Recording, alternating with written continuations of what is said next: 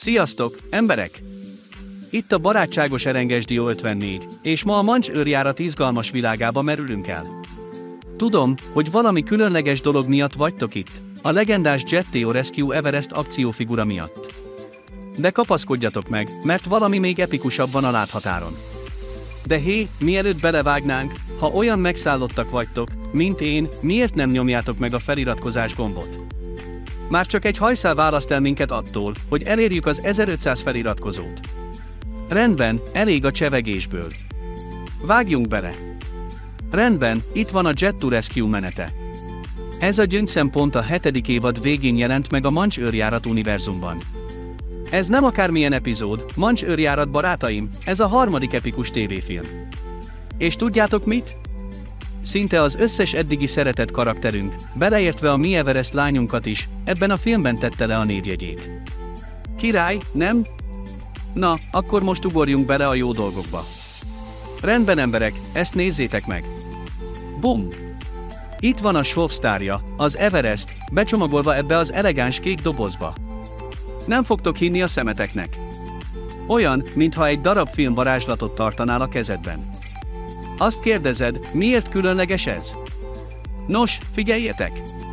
Everestnek nem igazán volt ideje, hogy a különleges kiadások világában tündököljön.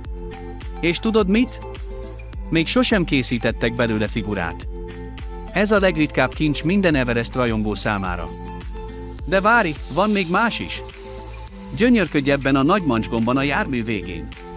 Amikor megnyomod, készülj fel a káprázatra, mert az egész masina úgy világít, mint egy mini tűzijáték. Ki ne szeretné ezt a gyűjteményében? Everest rajongók, ez a ti pillanatotok. Na csomagoljuk is ki!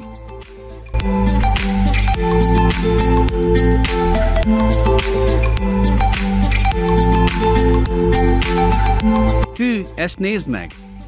Ez a figura abszolút fantasztikus. A tündöklő kék ruha, mintha egyenesen a filmből szedték volna ki. És tudod mit? A fejét el lehet forgatni, milyen király!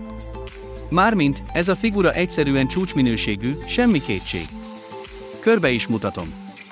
Rendben, emberek, térjünk át a járműre, és hűha, ez egy igazi szemet gyönyörködtető.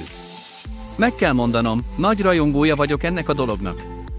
Lehet, hogy nem teljesen olyan, mint a filmekben, de hé, megvan a maga varázsa. Ezt figyeld, itt van egy gomb, és ha megnyomod, varázslat történik. A szárnyak szétnyílnak, és az egész jármű káprázatos kék fényben ragyog.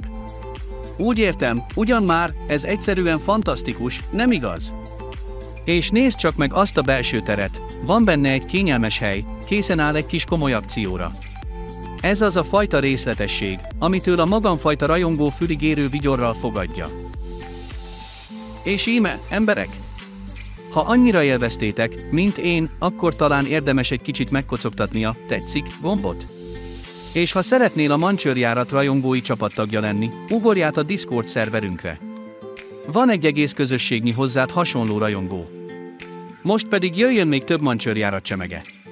De mielőtt belevetnénk magunkat, ne felejtsd el megnyomni a feliratkozás gombot, ha még több ilyen mancsos tartalmat szeretnél látni. Rendben, én RNGSDIO 54, voltam viszlát, Mancs őrjárat rajongó.